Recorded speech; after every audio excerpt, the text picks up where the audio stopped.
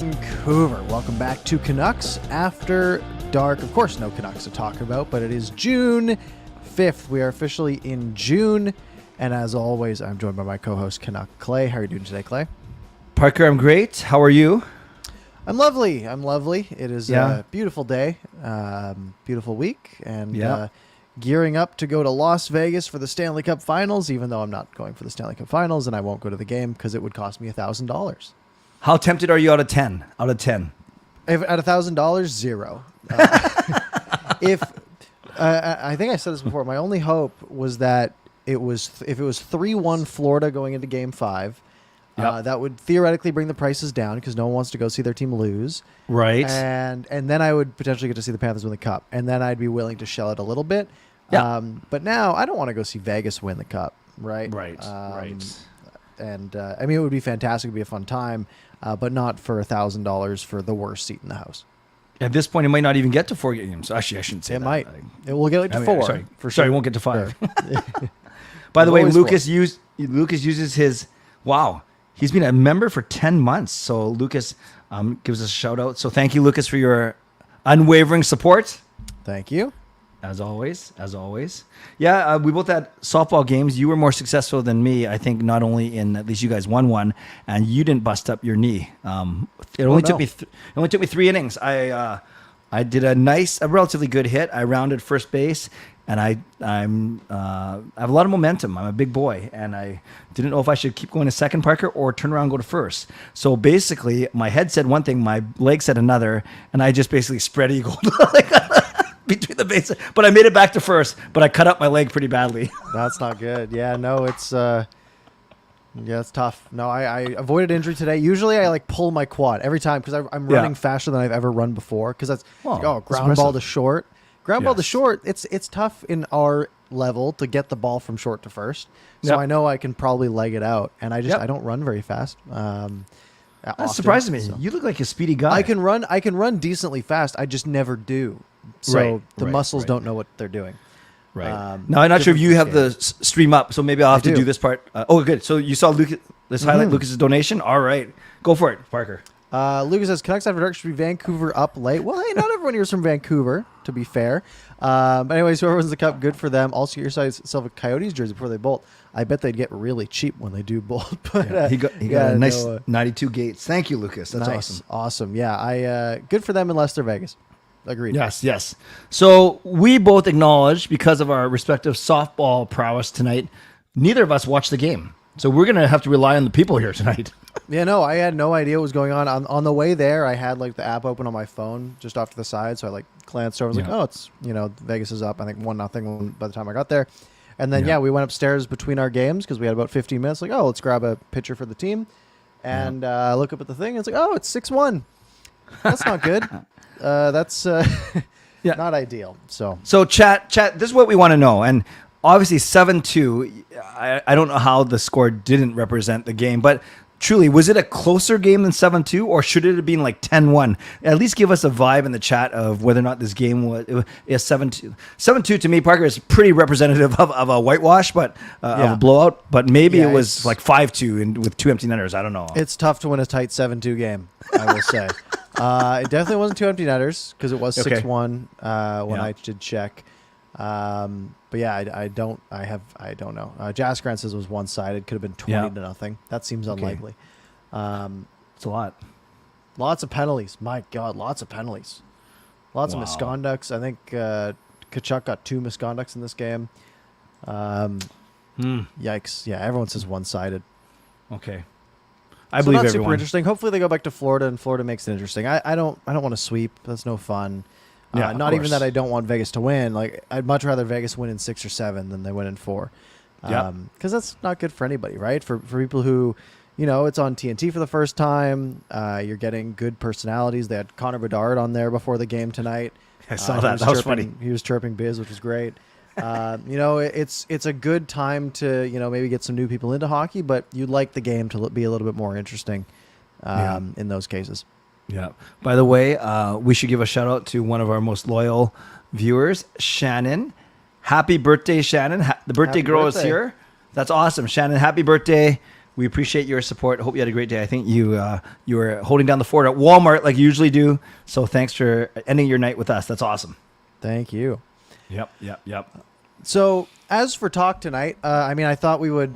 There's some Ray Ferraro rumors about him potentially taking over, at least partially, as a Canucks analyst. We can talk a little bit about the Vegas series, Vegas, Florida, although neither game was super exciting. So should we get into a little bit of Canucks talk, at least while we're here? Sure. It's called Canucks After Dark, and then we know that we can riff for the Stanley Cup Finals for a little bit later to fill. But yeah, let's start with the Canucks, man. Yeah, so this news dropped about a week ago. It was Tuesday around noon. But basically they said, it was Daily Hive put an article that said Ray Ferraro could be the new Canucks analyst on Sportsnet TV broadcast, which sounded great until we heard that it was just likely for 25 games. So obviously not taking the role from John Garrett. Of course he does have ESPN commitments. He does a lot of national games, like the Wednesday night games in the States. So but it looks like he will be filling in for a handful of games. So there's a couple of things we can talk about here. One is the conflict of interest. That's so stupid. And of course, the other thing is, what about the other 57, right? Who else is filling that role in the meantime, right? Are they going to do like a 3-person split, kind of like your game over Vancouver? You could do a split up 3 ways, 25 apiece almost, right? Or are they going to have someone else do the other 57? But yeah, what was your initial reaction, I guess? Sure, I'm happy to share. And I know, Lucas, we're not talking about the NHL, the finals. We will, but I do want to acknowledge another donation. Thank you. Cardiac Cats was down against Boston before they reverse swept them. Yeah, we'll get into that. So Lucas wanted to acknowledge the donation for sure. Thank you. Okay, I think Ferraro's great. I really do. Yeah. I think he's awesome. I've always liked him when he was on TSN 1040. He's Parker. He's self-deprecating enough where he doesn't take himself too seriously, but he knows the stuff. And this is the point that I've been making. He's not gonna pretend to be like LeBron or Drager or Friedman with all the insider knowledge when it comes to contracts or trades or signings. But he is so smart at explaining what's happening on the ice, especially for elite players. Whether you call him elite, at least he was a good goal scorer. He was an offensive mind. So he can talk about what Petey's thinking, what Miller's doing, why Hughes is doing this. And that's what I really like. Like, Garrett was great, and no one's going to replace Garrett. But I think that Ferraro, I know it's not unanimous, but I really like him. Yeah, honestly, he's like, of the, with Garrett gone, and it's not like Garrett was like a fantastic analyst, but for us he was, right? Yeah. And he obviously was great. But for me, it's like you put Ray Ferraro and like Darren Pang as like, those are my top two for like your color guys, right? As like an analyst. So to get one of them essentially, I think that's great. He is fantastic. A little bit grating when you play enough NHL games that he's the color on those, and you hear about how many every single time the goalie gets pulled that he only ever scored 2 empty net goals, and then Sabalski goes, "What an indictment!" It's of his defensive game, and it gets a little old. But I'm sure he won't be just repeating the same things that the NHL games say. And he's fantastic. That'll be a great way to fill that gap, at least for a third of the season. I think he's got this way, Parker, of articulating himself where he those people that are smart fans, or at least understand the game, he speaks at their level, but he doesn't also try and make anyone feel bad or feel dumb. Or I just think he's got a really neat talent of speaking very honestly, very passionately.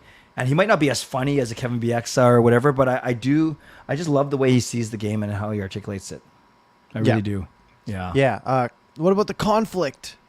Yeah. His wife works for the Canucks. He's gonna know all the secrets. He can't spill them on live TV. He can't criticize the team. How often was John Garrett criticizing the team? Yeah, right. Like, exactly. And thank you, Parker. That's what I said on my show. Is I said, you're not going to hear Ray Ferraro waxing poetic about how great this team has been assembled, nor is he going to go to town and say this team is poorly assembled. No, he's not going to talk about how the team's assembled. He's going to talk about what's happening on the ice. I think he should be more worried about if he says something funny or if they have a bad day, that Cameron Granato's going to be mad at him and they have to go to, lie down together. Like, that's what I'm more worried about. Not that people are worried about a conflict. I get where Daniel Wagner's coming from. I get that. I don't want to say he's just clickbait. That's not fair to say that. But I haven't seen a lot of people support his theory that it's a true conflict of interest. It's like one of those things, like, sure, technically it's a conflict, but would it matter, right? Like, okay, yeah, it's a conflict, but, like, it's also a conflict that he's going to be doing the color for Rogers Sportsnet, who sponsors Rogers Arena and is, like, one of the big sponsors of the Canucks. And the Canucks probably have an input on what goes on the broadcast crew anyways, right? Like, there's so many other conflicts already happening when it comes to the broadcasts of Canucks games that, like, sure, his wife works for the team. He might know a little bit more than everyone else, but he's not gonna leak info. And he's not gonna be, like, super nice to the team. He never has been, right? Like, he's always he's been on the radio before. Like, he's never been super kind about the team for good reason. So yeah, it does seem like a bit of a silly argument. So help me understand this then. Someone who is saying there might be a conflict of interest, are they saying that because of Cameron Granato being an assistant GM, that Ray Ferraro is going to go too easy on the team? Or are they simply saying that he shouldn't do it regardless of easy or hard? I think the thought was like, oh, he might have reason to not be overly critical. Okay. But right. to me, that I don't see that at all. One person we'll never be critical of is Carol Bovenlander, who gifts 5 memberships, which is awesome. So thank you, Carol. That is wonderful. And Peter, Kai, Derek, SMW, and EJ87. Congratulations. You are now new members of this amazing channel. Thank you, Carol. That's great. Thank you. All right. Okay. Oh, okay. Before we go on then. Sure. So I agree. So 25 games for Ferraro, because as you said, he's still got ESPN duties at least for 1 more year. Then 15 to 17 games, whatever, are on national TV. So we'll get the Hockey Night in Canada crew. So, but we still got 50 games to fill then. No, right. 40 games to fill. Yeah. What do you think? Season. You give me a yay or nay. I'll throw out 5 names. You give me a yay or nay. Bieksa. I doubt it. Okay. That'd be great. I don't see them doing that though, unless they're trying to expand his horizons. But he's sort of posted up in Toronto most of the time with his Hockey Night in Canada role.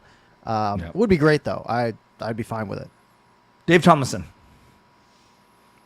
He works for Seattle now. Seattle. Yeah, but he was on TSN 1040. Yeah, okay.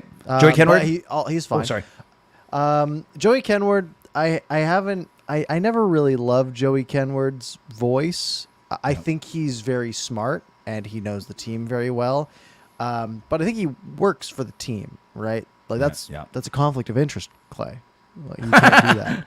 We're hearing that a lot. No, Joe, he's fine. I mean, he's done it before when the games were on pay-per-view, right? A long time ago. I think he's filled in on the radio too. Sure. He's fine, but it wouldn't excite me. Corey Hirsch. Very unlikely because he seemed like he wanted to get out of it. I was never a big Corey Hirsch fan on the color side, especially because he did fill in with Shorty a couple of times. And it felt like they were kind of stepping over each other. Like they didn't have chemistry as much. Wasn't as smooth, sure. And it's not really an indictment on either of them, right? Just sometimes it doesn't work. Sure. And finally, Randeep Janda, the current color guy with Brendan Batchelor on Sportsnet. So I haven't listened to any games on 650 since Randeep started as the color. Because what I would do instead now is I would just stream the game on my phone, the TV feed, and turn the screen off. Yes. And so I would still get Shorty and Garrett. Yeah. But from all reports that he's fine, or that he's doing a decent job, it seems like a pretty quick promotion up. But I think he'd be fine. Okay, I lied. One more because Lucas gave $5.50, so we should acknowledge this. James, thank you for the donation, Lucas. Let's give some love to him as always. James Sobalski. Yeah, so Sobalski's the commentator in the NHL games. Yeah. And he's fine in those. I wouldn't hate it. I haven't heard him do color. I've heard him do play-by-play. Right. But I think he'd be fine. Okay. So of all those guys, anyone that you say, man, I sure hope it's this guy. Darren Pang. No, obviously not. All right. I don't know. The thing is, you put anyone with Shorty's going to carry them regardless, right? It's not going to be bad. So I don't think so. Yes. I don't really have any favorites necessarily. Yeah, me too. I'm not into speculate. It's so hard to speculate, but I'm just can kind of see what happens. And between Ferraro and Hockey Night Canada, we have half the season covered. So now it's time for the other season. Edmund says pass on Gary Volk ? Oh, I'm passing on him. So am I. He was mean to me when I was a 13-year-old ref. What happened? Tell the story. I was reffing his. I think his son was in AAA or something. I might not have been 13. I might have been like 14, 15. But I was like super quiet, super shy, and I think I missed an offside call. And he was the coach, and it's AAA. I think he was Vancouver Selects coach. Yep. And he wasn't mad. He wasn't happy with me. What? So I'm not a big Gary Volk fan anymore. Yeah, I did not have the same amazing experience, but I just I know my son Sean and I, we listen to him and we don't find him, he doesn't have a lot to contribute or to add. So yep, a miss for me as well. Yeah. Now, actually, I love it. There are a lot of people suggestions. Burrows, McLean, Drance. No Drance for me. No, I don't think he'd do great on the radio. Yeah. Yannick Hansen? I don't know. You know my theory. I think he talks pretty tough when he's on Sportsnet 650. I don't know if he was such a leader when he was in the... I'm sounding like a bitter old man. I'm a bitter old man. I don't know. I just think it's very easy to take shots at this team when there's no repercussion. And not saying that there would be if he's the color. I think he's okay. When I hear him speak, though, you need a certain energy, right? John Garrett had energy. Yeah. You need, especially if the play-by-play guy... You know, if he's energetic, then you got to kind of match his energy, but you can't be, as you said, stepping over top of each other. I'm not sure if Yannick Hansen's the most energetic guy. I don't know if I could watch a game for 2.5 hours of him. I'll put it that way. Sure. Yeah. How about me and you? Let's do it. You can be play-by-play. Three people in the booth. Yeah. You can do play-by-play. I've done lots of play-by-play during my own NHL games when I grew up. When I was like 4. I could see it. Yeah. I could see it. Sweet. Okay, let's put an application in. Sure. Let me find the job posting. I don't think it's there. Japan Ford would like the Drancer, says, as long as it's not a yes man. That's true. He's not afraid to talk. I just think I think the play would be going on and Drance would be waxing on and on while the play. And then Shorty would be like. I don't think for color, like if you have a guy who's biased on color, I don't think it matters, right? Like Shorty, Shorty brings the tone up when the other team is making a play too, right? Like you can feel the excitement even against you, right? And it gets you nervous. It gets the tension up. The color guy doesn't matter as much, right? Right. As long as you can sort of pick up to that level. Yeah. Well, Lucas, very generous tonight. Not that we're complaining. Thank you. Joey Pitt. Yes, Joey is rising through the local ranks. I'm not sure if he's seasoned enough yet. Yeah, he's doing more PA stuff. At least I know he was doing some for Abbotsford even. Cool. But yeah, I think he's got a bit more seasoning. Yeah. All right. Just before we move off this topic, funny story for you, Parker. Sean graduated from UBC a week ago today, and they're about to name all the marketing grads, and then we hear now receiving the Sauter Business School marketing degree, and then we look up, and I couldn't picture the voice, but it was so good, it was so deep, and I said, "This has got to be a professional PA announcer." And I knew it wasn't Al Murdoch because I know what Al Murdoch. It turned out to be Don Andrews, the guy who does. He's also very good. He does Giants stuff. He's done the Lions. He's done the Whitecaps before. So Don Andrews was the PA announcer. So I tweeted a video of Sean graduating and then with this guy's voice. And Don actually replied saying that was me. I'm glad I pronounced his name properly. That's pretty cool. Don's voice is his Twitter. Yeah, yep. Unfortunate name. Because if you search up Don Andrews, it's a Wikipedia article for a Canadian white supremacist. Okay, not that guy. Not him. Not him. But yeah, he's. I guess he does PA for the Whitecaps potentially. Yeah. Definitely heard him. Yeah. Definitely heard him. Pretty cool stuff. Okay, so let's see. It's the Ferraro stuff, you guys.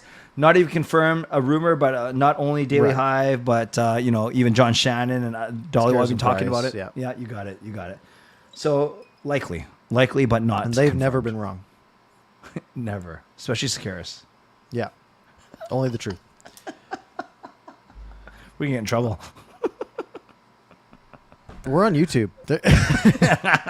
You gonna blacklist us? Like, Yeah, exactly. Yeah, no, we are notoriously harsh on the team. Brutal. I mean, I think we're fairly harsh. Yeah, brutal. So that's the Ferraro topic. I don't know. Has Yep. anything else happened with the Canucks in the last week? How about related to the Canucks? How about Cole Caulfield getting a massive contract with Montreal? Yeah. So what did he get paid? 4.5 ish. No more. Isn't it more? Let me find it. Or maybe you're right. I looked at it when I was waking up. So My page. 785. for 7 years. 785 till 2031. That's 8 years. Wow. 1, 2, 3, 4, 5. Yeah, 8 years. 8 years at an average of 7.85 mil. Now, keep in mind, he's an RFA for a handful of those years. Like the first 5 of them, I think. Yeah, he's 22. So he's an RFA for the first 5 years of that. So pricing wise, you can't look at that and be like, oh, it's Pettersson's only he's a good bit better than him, but Pettersson, we're talking UFA years more so, than a Cole Caulfield. But yeah, he was. That was Podkolzin's draft. And I know at the time that Podkolzin sort of dropped from the number 2 and came all the way down to 10, but everyone sort of liked Cole Caulfield, and of course everyone passed on him. Probably would have been a fine pick looking back. But yeah, he is getting absolutely paid. Yes. So you look at the stats. By the way, another donation from Lucas. Thank you, Lucas. We won't talk about the topic just because we want to stay on topic, but we do appreciate We'll come back to it. Yes, absolutely. Yes, thank you. We'll get back to it for sure. So, man, when I like Podkolzin a lot, and I think he's never going to be a number, a top line winger, but he can definitely be a middle 6, which means either second or third line. And I don't want to get too caught up in the stats just yet, but we do know that Podkolzin here. The draft was here in Vancouver, 10th overall by Vancouver, and he has 33 points in 118 games, whereas Cole Caulfield, drafted 5 spots later, almost the same number of games, 123 games, but has more than double. Has 84 points in 123. That's basically 0.66. That's pretty good. Yeah. How about Matthew Boldy, drafted 12th, who the Canucks were linked to, I remember, during that draft. Yeah. That would have been nice, considering he put up 63 points this year. Yes. Wow. So, and it's still relatively early. These guys are all 22 years old or whatever. So, but I think Podkolzin needs to start. Yeah, even Höglander has outscored him from the draft that year for the Canucks. But yeah, it's just interesting to see the comparable for sure. Yeah. Does that mean Podkolzin needs a new contract this year? I believe this is only his 3rd of his 3-year ELC. Right? Him and Höglander in the 3rd year? Signed May 30th, 21, so 2022, 2023. Yeah, so one more year. Yeah. And then there'll be RFAs, of course. So, and probably won't get a huge pay bump, right? He'll probably get, 1.5 a year, 2 a year, something like that. Yeah, so we'll see. We shall see. All right. So that's that. We are in June, so it is going to be a stretch for some topics at times. The other one, of course, we can go to what Lucas asked here. Yep. So you're saying Rick and Don reported that Canuck Sports and Entertainment may be purchasing the Winnipeg Ice and moving them to Chilliwack. I didn't realize till like a year ago that the Chilliwack Bruins didn't exist anymore. I don't know when that happened.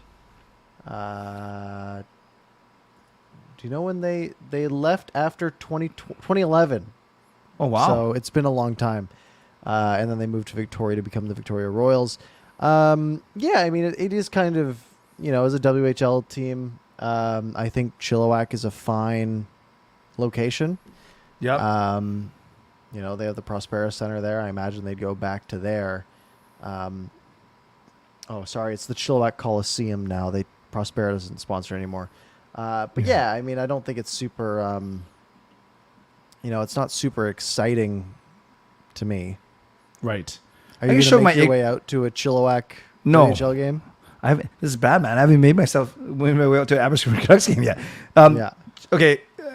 Maybe I'm asking the obvious. Is Winnipeg Ice affiliated to the Jets, or who are they? They're just a WHL team in Winnipeg. Oh, okay, gotcha. Oh yeah, they're not AHL. So, okay. Interesting. All right, Japan 4, we love that you're here, but come on, man. Be nice to everyone in here. We're trying to have a nice community here. Jaskrin can't read the comment because we had to delete it. That's why. Come on. Help us out. All right, let's go. Let's go. Moving on. Stanley Cup? Yeah. Let's do it. So our predictions, you predicted Vegas in 7. Yeah. With the way these first 2 games have gone, 7 seems a little ambitious. But you haven't lost the series till you lose a game at home. Right. That is true. Except Florida doesn't have home ice advantage. Yeah, I know. So they could win every home game and still lose. Yeah, it's not super intriguing yet, right? Nothing. I actually watched the first game, Parker. I had to watch it for Game Over. I had to. I thought the first game was good. So I don't even know about tonight's game, quite frankly. Yeah, the first game was good, and that Aiden Hill save was phenomenal. Yeah. But yeah, there's nothing that's really, I watched the entire first game, but nothing really pulling me in. For Game 3, will I watch it? Probably. It'll be on Thursday? Yes. I'll have it on, but I'm not going to be rooting diehard for Florida because, they're kind of feeling like they're on their last legs here. Yeah. I just put out the box score. Do you see the penalty minutes? 84-64. That is more than 60. And there's only 60 minutes in a game. I got to look up what happened. Yeah, it's a lot of 10 minutes. Kachuk got 2 of them. Oh, gee. Colasar, Cousins, Whitecloud, Reinhardt, Smith, Howden, all getting 10 minutes. Wow, when was this? Right at the end? Lots of them with a few minutes left, some with 3 minutes left, some with 6 minutes left, some in the second period. There was a lot going on. Oh, man. Okay, so let's try. Okay, for our bets, and I was trying to do the whole double, triple forward thinking, and I didn't even know. And then you threw me a bone at least, and you just said, "Fine, just take the team I didn't take." When you took Florida in 6, 7, you took Florida in 5. So that's already dead. But so let's presume right. So let's presume Vegas wins, but not in 7. I went up 1 point behind you. Correct. In this bet that we haven't made wager yet, which is fine. The repercussion. I'm asking you flat out. Why did you pick Florida in 5 at the time? Because I wanted Florida to win in 5 because I will be in Vegas for Game 5. Okay, that's very logical. My plan was it would be the series would be 3-1 in favor of Florida, and on the Monday, because I fly out on the Tuesday, the game is on Tuesday evening, 5:00. My plan was Monday night. I try to source a Florida Panthers jersey. That's right. And then I wear it on the plane to Vegas, yes, and I go to the game and I watch Florida hoist a Stanley Cup. Amazing. That would have been fantastic. That dream is no longer alive, unfortunately. So maybe Florida pulls it back and I have to fly down for Game 7. That would be way more expensive, I'm sure. Yeah. So I will probably not be seeing the Stanley Cup get hoisted this year, but I'll probably go to. It's a 5:00 game. It is early in Vegas. Yeah. But maybe there's some sort of viewing party, or I'll find some. I'll go to a sports book to watch it, or I'll find something to do. So, aside from the fact that you had a chance to go to the game and witness history, cool. I'm with you. On the ice, were you hoping? You just think Kachuk was going to continue his dominance? Bobrovsky, Montour, you must be surprised. All joking aside, the dominance. No, not surprised. Yeah, no, the thing is, I don't think many results would have surprised me. Unless like Florida was blowing them out. I think Vegas is probably the better team, but Florida's been doing something special. Bobrovsky's been absolutely fantastic until today, essentially. Tkachuk is becoming a true star in the league. And it was a bit of hope, which is, silly of me. Oh, it's good. But yeah, that was sort of my reasoning. Yeah. And truly, I actually, in my heart of hearts, if I had to choose one, I wanted Florida to win for Luongo a little bit. And I'm not anti-Vegas like many people are, but if I had to choose. But, man, Vegas's defense is so good. They're big. They're fast. Aiden Hill, I thought he was bad prior to the series, to be honest with you. Yeah, when he played in San Jose, he wasn't great. that Martin Jones Aiden Hill combo was not something to write home about. Deadly. Oh man, for San Jose. Oh, by the way, Lucas, we almost missed that. Another donation. This guy's going crazy tonight. I mean, in a good way. Get your Firebirds cap on, Parker. The Firebirds are heading to the Calder Cup final this year. Yeah, maybe instead of Vegas, I just hop on a plane to Palm Springs and I go watch the Firebirds. I do have a hat. I don't know where it is. You might be do over there. Yeah, I've got a. I got a Coachella Valley Firebirds hat when I was in Palm Springs last year. Oh, sweet. Okay, so Calder Cup is the AHL trophy, correct? Correct. So what? Oh, never mind. Memorial Cup's WHL. No, yes. I mean Canada. I mean CHL, WHL, OHL. Okay. So Calder, very good. Mm-hmm. Abbotsford can't win the Calder now. Did they? I don't know. No, they won. I think they won their game 6 today to go to the final. Oh. Whatever game you go to, Jaskrin wants to go with you. He's said it 4 times in the chat now. Are you buying my ticket? Because I'm not going. Yeah, Jaskrin, you put up $1,000. Parker will go with you. Yeah, Jaskrin, if you fly to Vegas, you can fly to Bellingham pretty cheap to save some money. I don't know Jaskrin's old enough to do all this. We can get into Game 5 on the Tuesday. It's loading here. Loading. Cheapest tickets for 2 seats in the corner, row R, so like row 20-ish. Yeah. $784 each. Oh, so $1,000 US, Canadian. Awesome. 1,051. Great. Each. So if you want to pony up to $2,100. No, Jaskrin said you have to pay. Oh. Well, then probably not. Yeah. Yeah, Jaskrin, you're gonna have to. Yeah, Parker, I think you're forgetting I'm a teenager. Yeah, so now Jaskrin is very mature. Well, I think he thinks he is, but I don't know. That's a lot of money for someone you haven't met yet. Yeah. Look, if it was the Canucks in some city in the Stanley Cup final, then yeah, I'm ponying up the $1,000, right? Yeah. But for Florida and Vegas, no. Yeah. Yeah, I don't know if this is a good time to remind the chat that I had a chance to see a Stanley Cup 1 on home ice. So I saw someone win it. Too bad it was Chara and Thomas. Yeah, not ideal. Oh, man. So do you think Florida has a chance? Yeah. Yep. A slim chance, right? Yeah. If this game's any indication, they need to step it up. They take a lot of penalties, and Vegas has scored 2 power play goals in both games. That's killer. Yeah, going home, Bobrovsky had an awful night, right? What was that, 4 goals on 13 shots that he allowed before Lyon came in. But he's been so good that, maybe he brings it back in Game 3. That's what they need. They need Tkachuk to go out there. They need him to score a bunch of goals, and they need their goaltending to be good.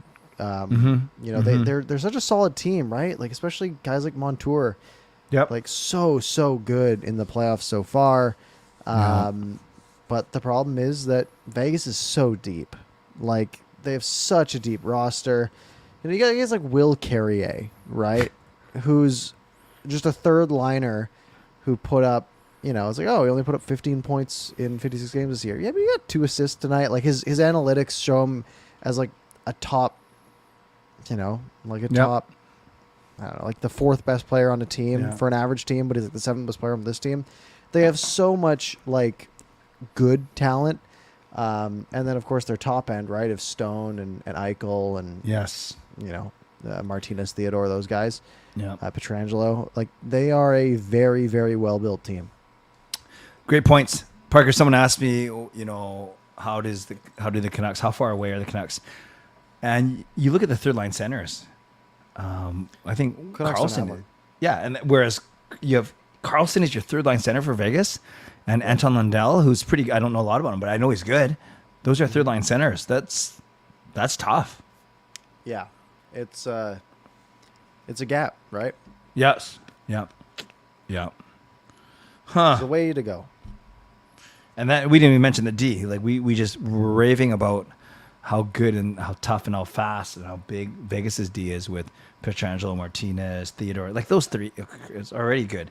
And then on the Cloud's been really good. yeah. Then on the Florida side, you have Ekblad, you have Montour, and then I guess the other guys haven't. Forsling? Former Canuck. Former Canuck. Who do we trade him for? Waivers? Oh man. I don't know. Did we trade him to Chicago or was he claimed? I'm not feeling good I now. can tell you in a moment. Sure. We did trade him. Yeah. Yeah, we got Adam Clendenning, Oh, great. who did play 17 games in a Canucks uniform. Awesome. Huh. And this year he played for the Hartford Wolfpack. Did not know that. So they go back to Florida. They have an extra day. I don't know if they do that for travel, Parker, or they're just TV. Who knows? So every time they swap cities, it's a 2-day gap instead of one. Okay. So they get last change. And someone made a point, though, because I asked people, I said, were they hard matching Kachuk or whatever? And they said, someone pointed out that Cassidy doesn't do that. He doesn't match lines. He's heard Cassidy say that. He's going the Willie D route. Yeah. Well, I don't know if he's that stubborn with the fourth line, but he is definitely thinking that, just outplay them no matter who's playing them.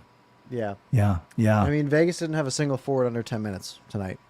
But I guess when you're up as much as you are, right? They're up 4-0 after 2. You can afford to throw a guy like Colasar out there for a bit extra time. Yeah. I got a question for you, just as we're, I know it's kind of light content-wise, so we're grateful for everyone who is here. Do you expect the Canucks to make some moves in the next 2 or 3 weeks? Can they? Like, they have They no flexibility. Right. The only real thing you can do is something to shed cap. Yeah. And that scares me, right? You're not shedding OEL. Mm-hmm. It's just too expensive. You could shed Tyler Myers, but it's 1 year at $6 million. Are you paying something to get rid of that? Like, that seems short-sighted considering the team's not going to be a contender this year. Right. Wingers wise, Bavillier, Besser, Garland. I think, trading Bavillier is probably fine, but you're not getting anything. Trading Garland, if you have to add, is insanity. Yes. And trading Besser, probably is a wash. Mm-hmm. They're not doing anything that's going to make the team better, right? No. I don't think the Canucks make a move in the next few weeks that improves the roster in any way. Right. Other than potentially drafting someone who goes crazy at training camp. That's like the only chance the Canucks have at really taking a step here. And you named that so well. And what's so hard is everyone says, hey, well, what free agents should they sign or can they sign? They can't. Yeah, no money. Until they move and make a move. Yeah, Canucks don't have enough players to ice a team yet, right? So, they can sign a couple of free agents at basically no money. They're right now projected to be $700,000 over the limit. Now, they do have 5 3/4 on LTI.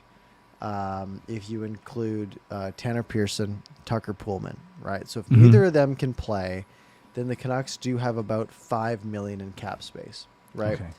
But they do only have 5 defensemen under contract, right? Yeah. Unless you include Cole McWard, Philip Johansson, Jack Rathbone, Jet Wu, Christian Wolainen, right? If you don't include those guys, the Canucks have 5 defensemen that are NHL caliber. And by the way, that includes Guillaume Brisebois. So they have 4 defensemen. right? And $5 million. So they have to re-sign Ethan Bear. Yep. Vitaly Kravtsov if they want to keep him around. Travis Dermott's not under contract. Yeah. There's a lot of stuff they have to do. They can't go splash $3.5 million on a free agent, right? They just can't. Next year maybe, because next year the cap might go up to 94, right? It might take a huge jump. But right now, I mean, they have no money. So that is the conundrum, Canucks fans. We want them to make moves. We want them to be active. We want them to beef up their D or their third line center. But to do so, they got to clear the money for. Well, technically, they have until day one to clear the money. But yeah, you don't want to be leaving that too late. So don't hold your breath, I guess is our point, because a lot has to happen before they can even start signing players. Yeah. Yeah, they got a lot of work to do, and they can't do much work. Yeah. That's totally fair. All right. Maybe it's time to go to the people. Sure. I know we Take started a few questions. Yeah, I started a couple from Lucas because he donated. Thank you, but we couldn't get to his questions at that time. Yeah. Zest. Excuse me. Do you think the NHL should implement a play-in system where the 6 to 10 seed get to play for a playoff spot? So, if you don't know, the way the NBA works is basically the 8th seed or the 7th seed will play against the 10th seed. The 7th seed gets a free win, essentially, in a best of 3, if I'm not mistaken, right? So they have to win 1 game. The 10th seed has to win 2 games. Same with 8, 9. So 8 has to win 1 game. 9 has to win 2 games against them for a little play-in. Adds a lot of drama, makes it interesting. I think they would need to go back to a 1 to 8 first, right? Yeah. And that's not what they're doing. They like their divisional thing, even though I think it's kind of boring. What do you think about that? Yeah, I really like how they do the play-in for the NBA. It obviously engages 2 more fan bases in every division, maybe even if it's for just 2 nights, but they do. Even if we liked it, Parker, Gary Bettman has already said that he doesn't like it, that he doesn't want to do it. So and it adds some drama, right? Like compared to the current system, because if there's one team way ahead in the conference, who they're playing, or there's teams locked in at 2-3, you know who they're playing. This, at least, coming down to the last couple of games of the season, right? Think of the battles there are, right? Currently, there's a battle between 8th and 9th, right? And that's if you're 8th versus if you're 7th, it's not a big difference, right? Sure, you're against a slightly worse team, but you're still the underdog. But now, if you're 6th compared to 7th, right? That's a battle, right? Because then you don't have to do the play-in, right? 7th versus 8th, well, you get to play a worse team. 8th versus 9th, you get a free win if you're ahead there, right? 10th versus 11th is now also a bar to get in, right? There's so many more levels to the actual regular season.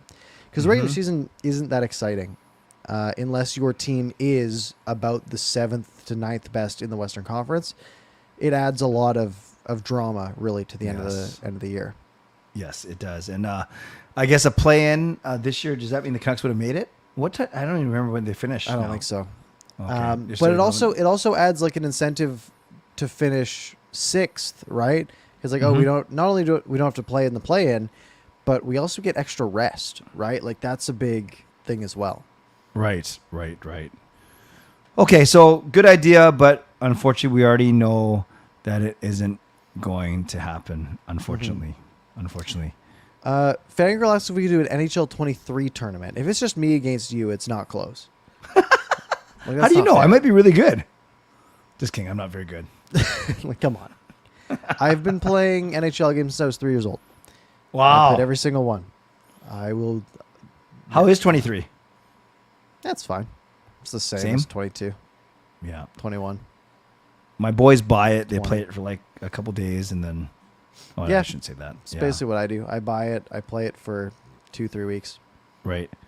So, Fangirl, maybe we'd do it if I'm allowed to let Sean play for me instead, because Parker would smoke me. I don't even know. I can't even tell which guy's mine sometimes, so we'll see. Good idea, though. Thank you. Maybe on one of your 24-hour streams, if you do another one of those. I am looking to fill time. Yeah. Peter says, will Brock magically find his mojo like he did in his rookie year? And would it take him playing with Petey to make that happen? I struggle with this because I feel like we do this every year. Yeah. Every single year we say, oh, this is the year that Brock comes back and comes back to that form that we've seen. Yep. Thing is, if you take that rookie year out, we would never have these thoughts like, oh, maybe Besser can be a 60-point, 30-goal guy. Mm-hmm. Right? But he was that for 1 year. Right. So can he get back to it? And every year there's a new reason why that might be possible, right? And as much as I want to believe it, I struggle to, because it's, that saying, like, the definition of insanity is trying the same thing over and over and expecting a different result, right? Right. It's the same guy. It's the last 5-6 years. Are we really expecting a different result? Like, that seems a little bit naive. But I feel like there's no harm in shooting for it this year, right? You don't have to trade him right now. You can probably get rid of a guy like Beauvillier instead. Yep. And save almost this, $1 million and a bit less, but a worse player, or a lower ceiling, theoretically. Yeah. So it's possible. I kind of doubt it, but I'm hopeful at the very least. Me too. I like him, and I like him the most of those three. The three that we always talk about: Besser, Garland, and Beauvillier. Yeah. I see wants to know what were the. Oh, sorry, I didn't mean to cut you off. Nope, I don't say anything. You're good. What were the intermissions like in Game 7, 2011? We know what went in the game. We know what went on after the game, but the intermissions are a fan only. Yeah, and I see. Great question. To me, to be honest with you, it's kind of hard for me to remember 12 years ago because I don't even know if I was sitting in my seat. I can't remember if I was grabbing a carved sandwich back then. But I do remember, though, that they showed a lot of highlight packages. So they would just wrap them up. And so during the Boston series, they would show the previous series, knocking off Nashville, San Jose or whatever. So I do know, and they're the typical, their activations, the contests and things like that. And they were expecting a Stanley Cup win that night. Now, of course, we know what ended up happening, but I wouldn't say it was anything more than what they do now. I just think there was just a buzz in the air that of course, because there's anticipation. Sorry, bad answer. I can't remember. It was 12 years ago. No, I'm old. Fine. Old man. Jaskran asks expectations for Philip Roenick. Play the whole season as a second pair option. I don't think they're going to play him with Hughes. Of course, depends how they. No, I don't. I want them to. I don't think they're going to go 1-2 though. I think they're going to split them up. Yeah, I that's think my guess. It makes sense, right? Because when they're off the ice, like, all right, now here's OEL Myers. Good luck. Play your 22 minutes. Hughes, Roenick will play 26. You guys will play 22, and then we'll fill in the last 8, or fill in the last handful with whoever we got. The last, I guess, 16. I think they'll put them together when they need a goal or when they have an offensive zone face off with 10 seconds left. Those kind of things for sure.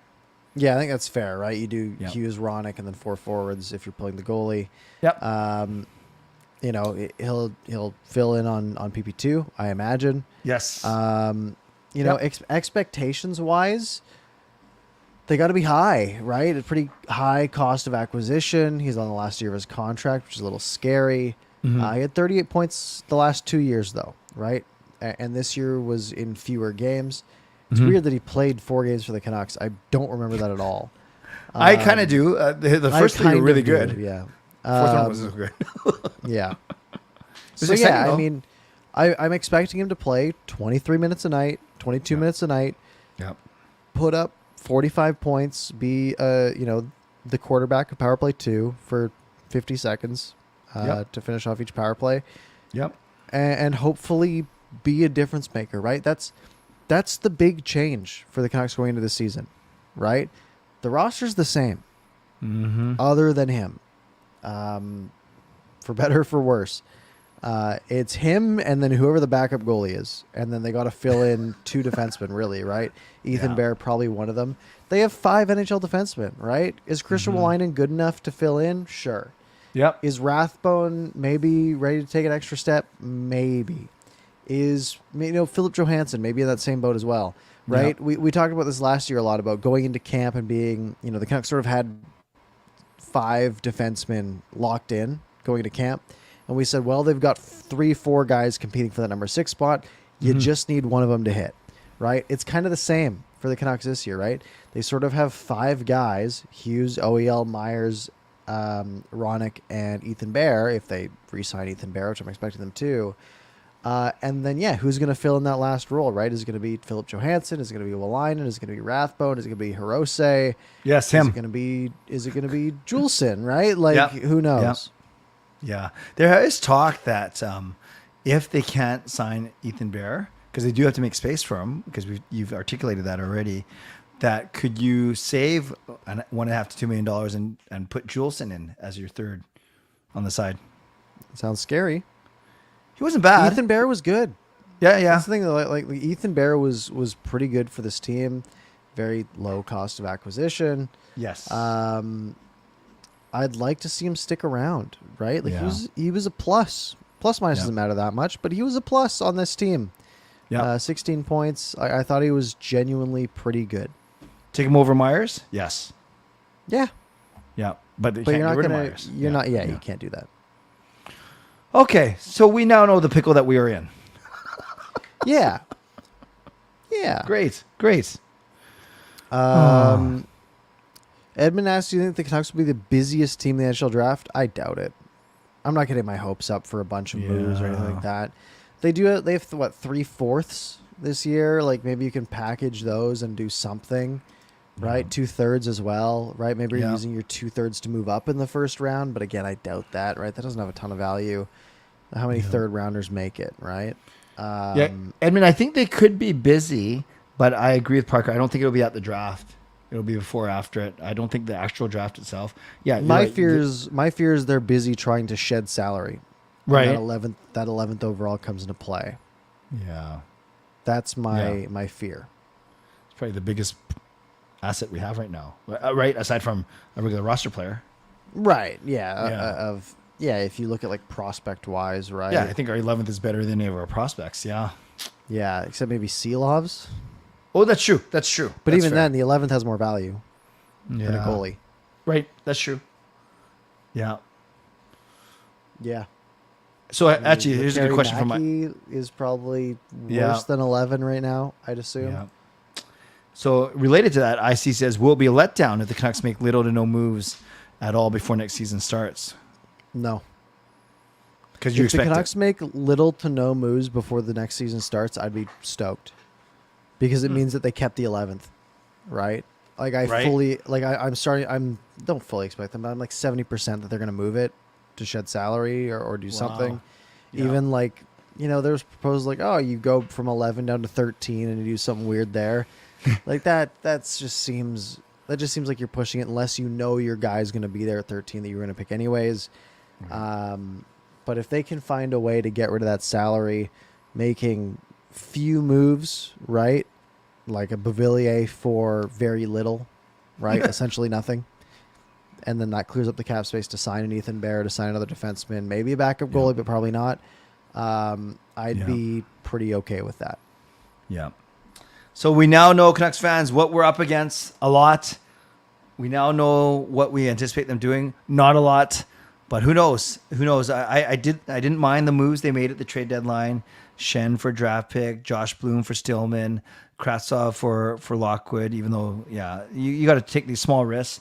And then the Hronek trade, which kind of flew in the face of everything else. But at least they're not afraid to make moves. And the Horvat trade, obviously, a big one. So which I don't know how. Yeah, exactly. I don't know how much to anticipate, Parker, but at least they've shown they're not afraid to make moves. Yeah. No, I think that's fair, which is scary. But it's also like this team isn't close, right? Mm-hmm. Like there needs to be some shakeup. Going out and getting a Philip Hronek might be enough to shake it up, right? But I'm still a little nervous. Me too. I can't think of a name. Asks, what are your thoughts on the like button is playing the number 24 and not 30? I think that's whack. I think we need that number to go up. Because, it can't only be 24. That wouldn't make sense. And yes, so a wonderful creative way of saying get those likes up. I don't know, Jasper, sign Clay for every time he touches the puck. It will be $1. Oh, I see. So, what you're talking like that how good I am on the roller hockey. That's not very nice. Although he's true. I mean, he's accurate. When's Canucks After Dark roller hockey happening? Well, as long I've as you're on my rollerbladed team, once, so I'm I sure you'll might be be fine. in trouble. I think the only sport I could beat you in is bowling. That might be the only one. Yeah, you'd crush me in bowling. Yeah, but it doesn't make up for the dozen that. We'll figure that out. We'll figure that out. I'm trying to think, like sports I don't know the rules to, like cricket. I think I'd be lost. Because we could be out there for days. That's all I really know. Sadly, yes. Yeah. Yes. It could happen. Play soccer? No good. Okay, then I'm probably got that. Yeah. I did play decent level volleyball. Are you a good volleyball player? Just gym class. I haven't played in a while. So although, hey, when I would go to Mexico, I would play pool volleyball. Yeah. I did okay. Okay, well, that does scare me, but I'm going to go out on a limb and say 2 sports maybe, bowling and volleyball. There. Okay. That's it. But that's it. And I'll take those 2 and run. Sounds good. Speaking of running, I think we did pretty good for no topics. Yeah, I think so. We killed 56 minutes. That's pretty impressive. Folks, if you enjoyed the show, we are wrapping up slightly early. Very, very sorry. Tell the Canucks to do some things if you want us to talk more. If you enjoy the show, make sure you hit like. You can rewind back the meeting. If you missed any portion, you can find it on your favorite podcast platform in a matter of about 15, 20 minutes. Or tomorrow morning, you can listen to it on your way to work, in your car, Apple Podcasts, Spotify, Google Podcasts, whatever you listen to your podcasts on. Clay, any parting words this fine Monday evening? Yeah, I want to thank Lucas for all his donations tonight. I want to thank Carol for gifting those memberships. I want to greet Shannon a very happy birthday. And somehow, I'm going to try and stretch this out a little bit. As I'm actually doing a show tonight. So if you're not sick of Canucks Talk, if you want to hear the exact same thing, basically, just me doing it, starting in about 20 minutes. Yes, go to Canuck Clay on YouTube. I'm ParkersPucks on YouTube. Canuck Clay on Twitter. ParkersPucks on Twitter. Very easy to find. It's actually literally on your screen. It is. It's listed here. It's listed over there. You can find it. Next week, we should be back to Monday, 10 p.m., same as this week. And then maybe I'll do something from Vegas, but probably that's not, right. because it's a work trip. Yeah. But I will be in Vegas following the Stanley Cup final, which should be fun. But other than that, I hope you all enjoy the show. Hit the like button while you're still here, and we will see you next week.